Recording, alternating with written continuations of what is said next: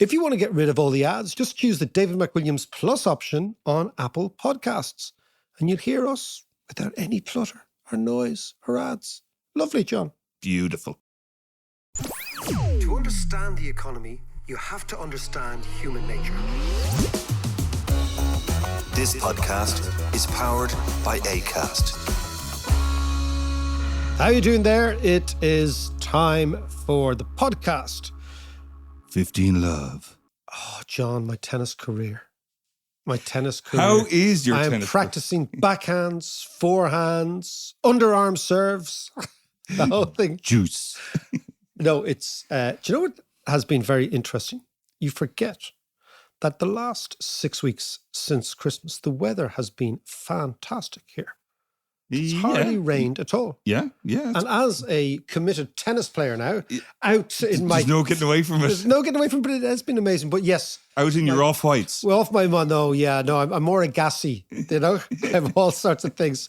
But it's complementing my footballing career, and the knees are holding up. It's actually a very... You should start, John. I should. It's a really nice game. Yeah. Like, we'd be worse than useless. But I hear that you have a new challenger. He's just out of prison. Oh, Boris Becker, yes. Boris Becker. Bonking Boris, as the Brits used to call him. This is the man who went into a cupboard in Nobu in London, a restaurant, with a Russian model, and came out with a pregnant Russian model. Oh. And they had a kid together. Did he really? Yeah. It's the He Boris... kind of lost it. He was the pinnacle of tennis and sport and Boris all Becker things German. won Wimbledon when he was 17. Imagine that. 17, second career as a commentator, and he wound up in prison for... Round up in the cupboard. He wound up in the cupboard and in prison. Divorces that cost him a fortune, the whole thing. But he's out, and he is... Challenging Mr. McWilliams. challenging Mr. Becker was Mr. McWilliams. No, but it'll be my summer.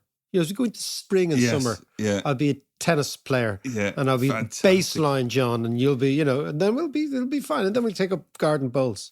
Fantastic. That's about that's where we're headed, isn't it? It's exactly. My granddad played garden bowls for Ireland. No way, really? Yes.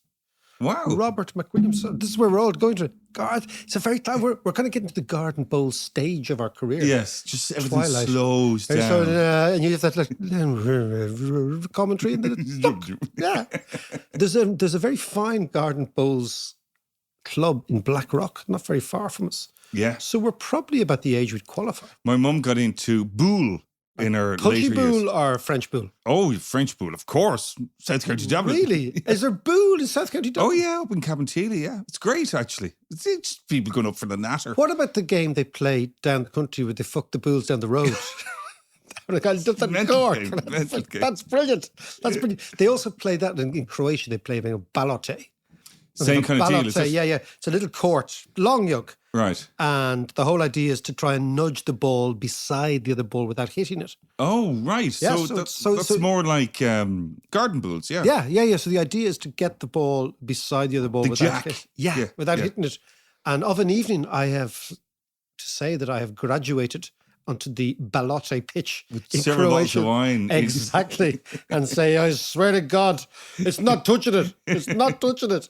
Anyway, we are going to talk about serious issues, John. We are. Actually, just before we do, I want to ask you, because I was reading there in the paper there last week, that there's a new head of the World Bank. AJ Banja is his name. Yes. Yeah. Yes, so I believe. And a man I've met. Oh, okay. A man I've met. I did a few events for MasterCard. He ran MasterCard, the credit card company. Right. And... they have a huge operation here in Ireland, and they asked me to come and give a talk to them. And I sat beside him, really interesting, very civilized guy, very, very brilliantly educated. Like a lot of those, if you meet those really well-educated Indians, they are so sophisticated. They have such extraordinary knowledge. They have such extraordinary sensibility for the arts, for culture, for history. And you kind of forget that when you're dealing with Indians, you're dealing with a culture that's 4,000 years old. Yeah, you know what I mean? The craziest thing is like the Brits said, we're going to bring civilization to these people. Their civilization predated Britain's by thousands of years. Yeah. Of course, we see the caste system and everything, but the depth of culture, history, religion, their food, their cuisine, everything in India is phenomenal. When you meet Indians outside, I'm always intrigued by their points of reference. And of course, for the head of the World Bank to come from India is completely right. Because it's a development bank. But that's what I was going to ask you. Remind me what the World Bank does as opposed to the IMF. Because we hear about the IMF all the time. Okay, so there's a thing called the Bretton Woods Conference after the Second World War, right? Largely the brainchild of Maynard Keynes on the English side, the British side, and a guy called George McKinnon on the American side. Right. And their idea was like, hold on a second. After the Second World War, we need to reset the world. We cannot have this system of finance. And the amazing thing of the Bretton Woods system, do you know who wasn't invited to it? Bankers. Right. Yeah. No, they said we were having no bankers because you guys are actually, you've skin in the game, right? Yeah. You're always going to change. And we're going to actually talk about that in a few minutes with respect to the land capture and land grab here. Right. So 2 or 3 events. So the World Health Organization came out of it to try and promote health across the world. And again, it has had amazing successes, the World Health Organization. The IMF came out, the International Monetary Fund, which was based about lending to countries to try and prevent what were current account crises in countries. Yeah. And the World Bank is another one came out of it, which was ultimately all about the United Nations is the big one as well. Came out of that. Yes, of course. Those years. And the World Bank is lending to projects in developing countries. So one of the problems for developing countries is a lack of capital. And another problem is that tend to sometimes have kleptocratic governments. So the capital that's in the country ends up in Swiss bank accounts or did end up in Swiss bank accounts. So the World Bank is this idea that they will lend at preferential interest rates with money originally lent by the United States in various different shapes and forms, special drawing rights and all these unusual instruments they have to enhance development in the developing world or the global south, as we call it now. And that's what the World Bank is. Yeah. And when you say preferential interest rates, how did that operate over the last few years when there was zero interest rates? Well, yeah. But so, I mean, in the past, in developing countries, because of the high risk in developing countries, rates of interest were very, very high. And so rates of interest were prohibitively high. So they couldn't get access to capital. So the World Bank's job was to try and give them access to capital. And that capital came from the United States in the main. All the shareholders of the IMF. So every country adds a little bit to the IMF, except for Cuba is not a member of the IMF. It's opted out of it. And some other countries have opted out. But in general, the vast majority of the world is members of the IMF. And is it as powerful as it used to be? Or is it influential? The interesting thing is you can take, there's 2 things. It's like everything in global economics comes with ideology. So there is an entire subset of largely the left who believe that the IMF is as they would say, an instrument of neo-colonial occupation. Yeah. In effect, I think this is kind of wrong. But I do think what happened to the IMF, and it's interesting, is that they adopted what was called the Washington Consensus in the late 80s and early 90s as the way in which they would operate their lending policies to countries, which was in effect do what the Americans say. Yes, and that ultimately came with a bill. And the bill was that the public sector would go in and lend, and the private sector would come in afterwards. But a lot of people on the left said that this just simply opened up developing countries to rapacious private sector creditors. And there's some relevance in that. There's no doubt of that. Yeah. On the right wing, the World Bank and IMF come under huge pressure. So they're enemies of right and left because the libertarian right, particularly in the United States, thinks that they are instruments of socialism. So the socialists think they're capitalists. And the capitalists think they're socialists. So they must be doing something right. Yeah. In the end of it. And what do you think AJ is going to bring to it? Well, I think that, it's very, very important to have somebody. I mean, you've been to India, I've been to India. If you spend any time in that country, particularly if you were born in that country, you have a sensibility towards the plight of the poor because you're from a very poor country. Now, it's interesting, the chief economist of the IMF, a woman called Gopinath, is also Indian. So what you're seeing in a lot of institutions is the Indian takeover of large global institutions, which is accurate because it has the biggest population in the world. It took over China 3 months ago as the biggest population in the world. And I think what we're going to see over the course of the next 50 years is the Indianization of the professional classes all around the world.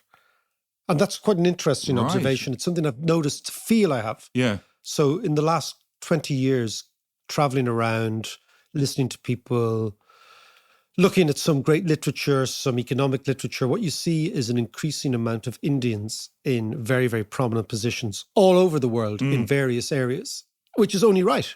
Well, And I even think- just look across the border at the UK. Yeah, exactly. And I think the politics. Chinese would have done the same if China was an open country. Yeah. If China was a democratic country, there would be a highly likelihood and much better representation of Chinese people in large global institutions. But it's not a democratic country. So there's always a sense that the Chinese individuals will be stooges of the Politburo. Yeah. So that works against them. And the Chinese have always said, well, look, you know what, we're not really that enamored by your way of doing things. We do it our own way. But I think the Indians are much more the coming force in the global economy, much, much more. And I think the Indians will be to the 22nd century what the Europeans were to the 20th century. Oh, that's interesting. Yeah, that's why I can see that. That's my feel. That's the feel I have. And they bring something to the table. Yeah. I mean, and they also bring a sort of a Buddhist sort of vibe to the table.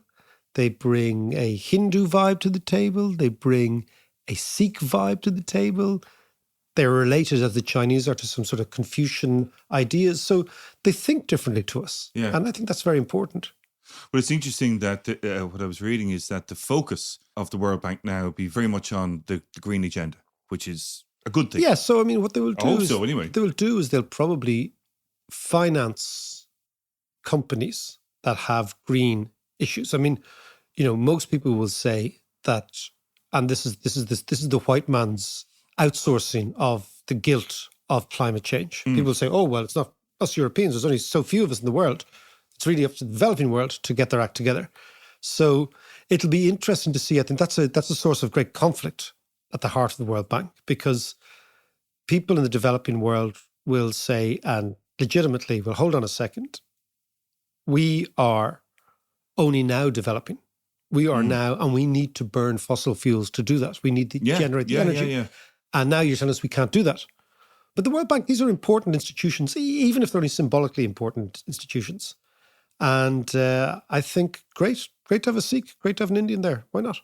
Good stuff. It's far better off than having like some French bureaucrat, which was the case in the past, or some British guy, which was the case in the past, who don't have any feel for the World Bank and who come also with colonial baggage. Well, absolutely. So better to have a person of color in the World Bank, I think, than a white person. Agreed. Okay, let's get into land capture and all that kind of good stuff after this. Cool.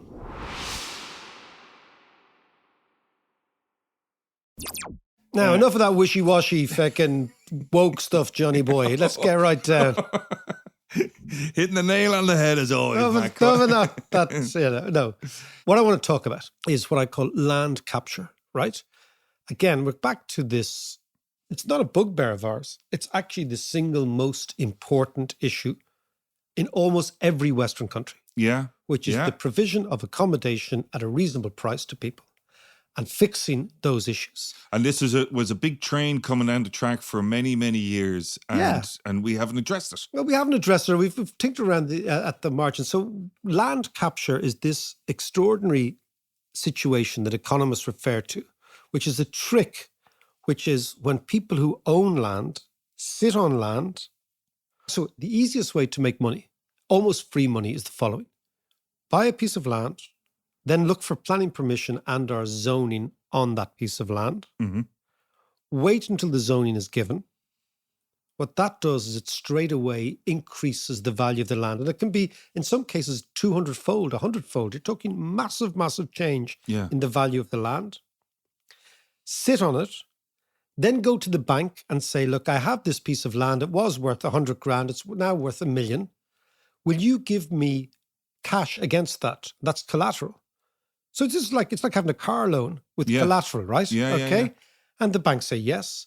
So straight away, the land hoarder, because they're not owners, they're hoarders, has not only at the stroke of a bureaucrat's pen increased his wealth, the hoarder's wealth, but by going to the bank, he can actually do what I would call the alchemy of finance.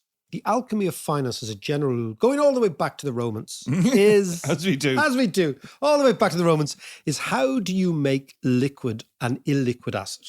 How do you turn an illiquid asset, like a piece of land, into cash to spend it without selling it? Yes. That's the key, without selling it. If you can engineer that through the finance and capital markets, great. That's what's happening all over the world.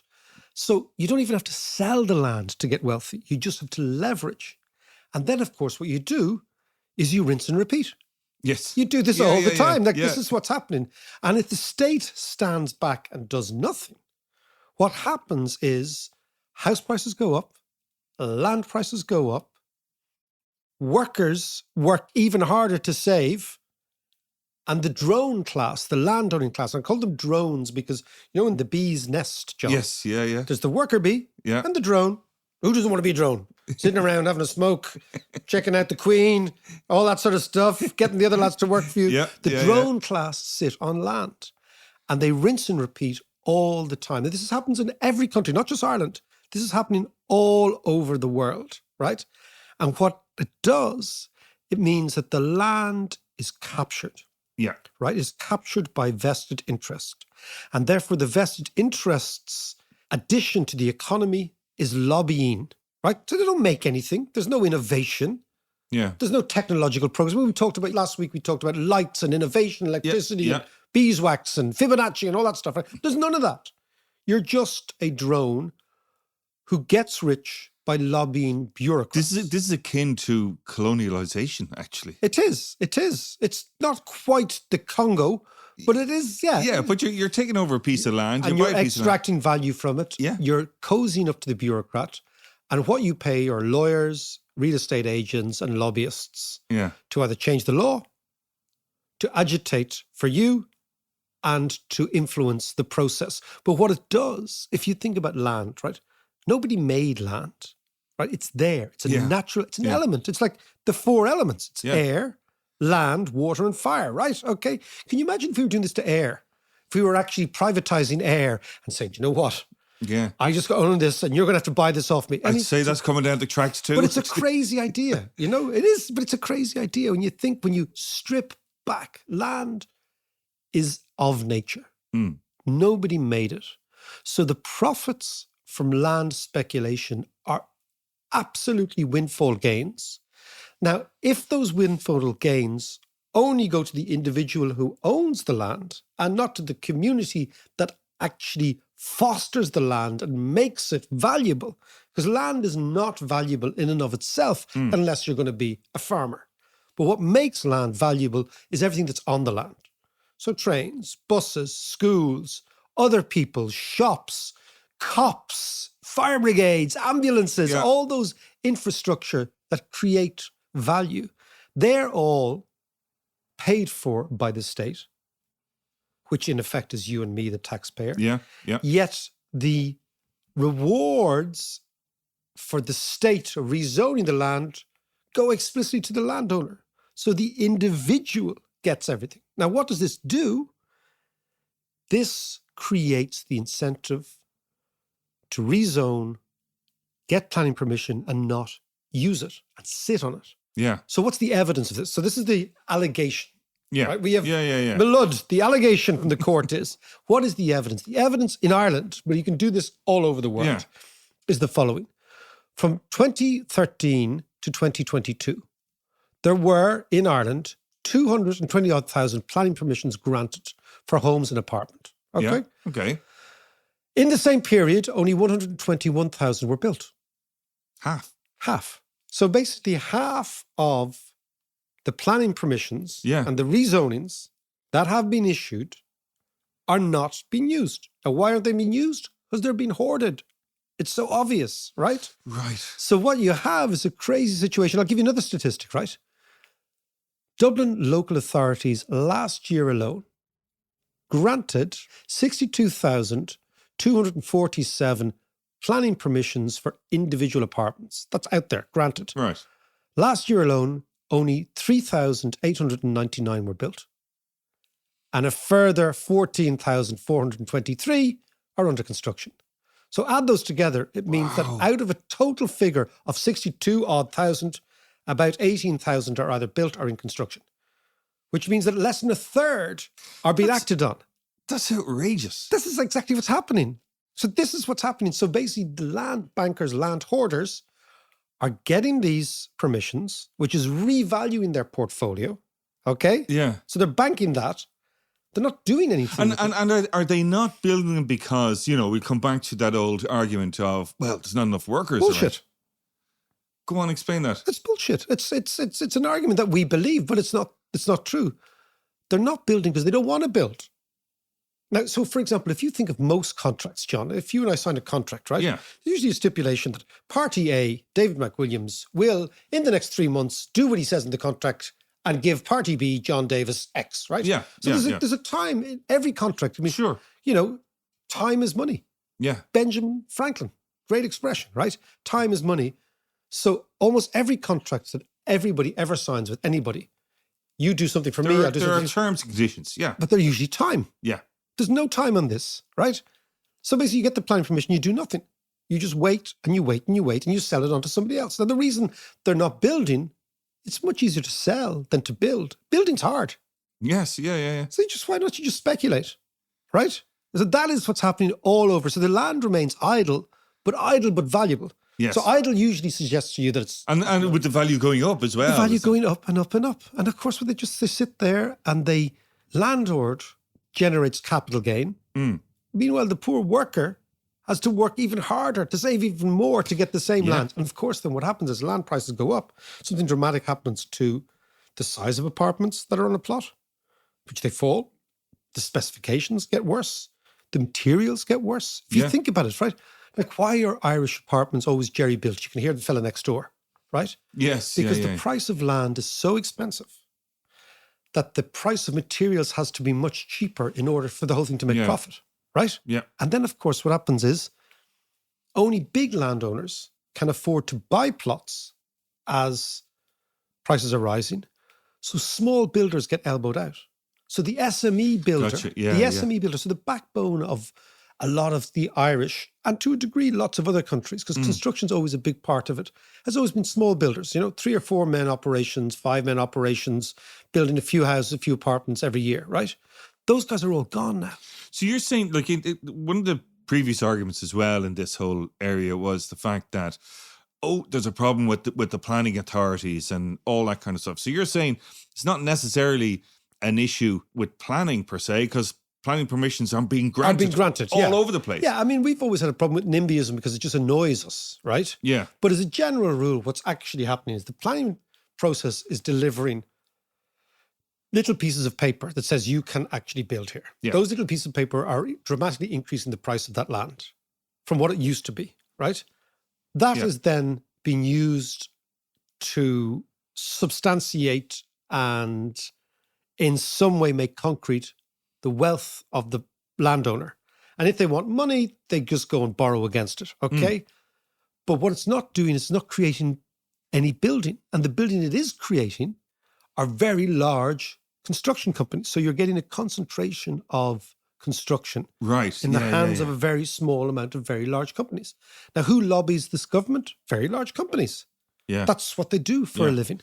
So what you have is a sort of a very strange situation where the small builders are gone, the large builders come in, the price of land is the issue. Now, do you know how much Irish land is actually built on? No, tell me. 2%. Right, okay. 2% of Irish land is actually built on. The CSO figures. Even more bizarrely, grassland accounts for 59% of all land in Ireland. Right, okay, yeah. So nearly 6% is grass, right? And even funnier, right? In what is termed urban areas, according to the CSO, urban areas that would suggest building, half of all land in urban areas is agricultural. What? That's in Ireland. I know, it doesn't make sense, right? Bizarre. So what you have is this crazy situation where we have loads of land in Ireland. We have loads of planning permission given. We have rezoning given, but it's not translating into building because only half of the planning permissions are being built on because of land capture. Right. And the reason land capture is a problem is all the wealth associated with the land goes to the one individual who owns the land and not to the community and the taxpayers who make the land valuable. So, okay, what do you do? What kind of government do you said earlier that the state is not intervening. Well, the state is in Ireland, right? The state in Ireland has intervened. So in 2021, it introduced a piece of legislation that says 30% of the upswing in land values associated with planning permission and or rezoning will go back to the state. But in great Irish fashion, that's not going to happen until next year, even though we introduced the legislation 3 years ago. It's always the great thing. There's always a lag, isn't there? And for whatever reason. There will be lobbying like bejesus. Do you know what's funny, actually? There's always a lag in that kind of stuff, by a year or whatever. But then when it comes to putting up the price of smokes or drink, it's always at midnight tonight. Exactly, because nobody lobbies on behalf of smokers. John, you should. This is the John. I'm a non-smoker now. I have to. The Nicotine Association. But so to actually so think of the whole situation, right? 30%. That sounds a lot. Why 30%? Why not 50%? Yeah. Like, why 30? Is that to make it sort of passable? Does it like to say manageable? Because again, what you think is like when you have, like, let's say, for example, I decide, even though we don't have a back garden, let's say we had a big back garden, and I decide, okay, I'm going to get a little planning permission for a little cottage down the back garden, right? And I do that, right? And we're in Dunleary. Like, what makes that valuable is the Dart beside us, St. Michael's Hospital beside us. Yeah. God forbid, CBC Monkstown. Make it valuable beside us. There's a little school behind us. Yeah. There's Dunleary Main Street. There's all the shops. Yeah. Right? Yeah. So it's all what is made valuable is public investment. Public investment paid for by the taxpayer, not the piece of land, but the public investment. And yet, if I were to do that, I'd get all the upside. Yes. And now with the new state, I would get 70% of the upside. So why? Why not 50%? And then there's another way, and this is a fascinating thing. So land capture and changes in rezoning will always create a stream of income as long as the population's going up. Right? Because land is valuable. So in the rest of the world, what they do is municipalities take the fact they know they're going to get a stream of income from every time they change a zoning or a permission. And they're going to get revenue from that. And they use that revenue to service a bond. So what they do, I remember years ago when I worked for a Swiss bank, the first time I ever went to Finland was to talk to municipalities. So there were Finnish local authorities that were issuing their own bonds, right, backed by the revenue that came from land capture. And they were building trams and they were building metros and they were building public parks, all that sort of thing. So what they do is, like, Hong Kong built their metro. Imagine their entire metro system is built from a bond that was raised by the Hong Kong municipality. And the interest that they had to pay, the 3 or 4% interest per year, was raised from precisely this, only from the income that accrued to the municipality from planning permissions. Right. It's really simple, isn't it? So simple. Yeah. Now, every other European country does this in some shape or form, except Ireland and, of course, Britain, because we copied and pasted British legislation for years and years and years. This is the great thing I hope Brexit delivers to us, which is like, fuck off with your copying and pasting British ideas, right? Do you know what I mean? Yeah. Like, I mean, if Brexit is to mean anything, if it's to be a liberation from us, it's stop cutting and pasting British ideas. Not because British ideas are any worse. Yeah. But they're no better. Yeah. And it's just lazy. But there is also the American factor as well, because we're not cutting and pasting from there, we're taking it from the States. Yeah, but why don't we go and look at the Finns or the Dutch or anybody else? But so this idea in particular seems so obvious. It's so obvious. And then what it does then is it what I've always thought is, when I look at, county councils around this part of the world, right? And local government and municipalities, they're infantilized as political entities because they don't have their own stream of income. Yeah. So what they do then is the way in which local government is financed in Ireland is to go and agitate central government. And what that, of course, does is it turns our politicians into agitators for the locality.